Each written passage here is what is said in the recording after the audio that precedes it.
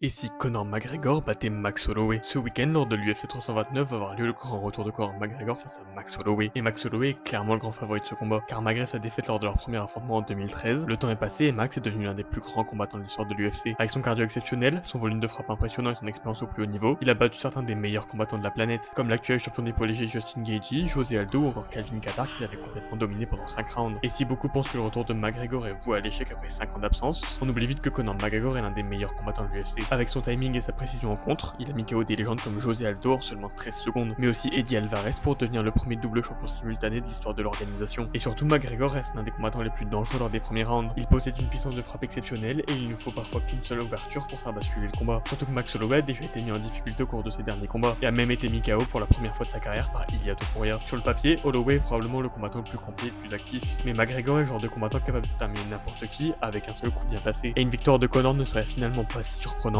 tant l'UFC nous a prouvé que cette année le MMA était imprévisible. Alors selon toi, va-t-on assister au retour gagnant de Conor McGregor à l'UFC ou Max Holloway va-t-il prendre sa revanche 13 ans plus tard?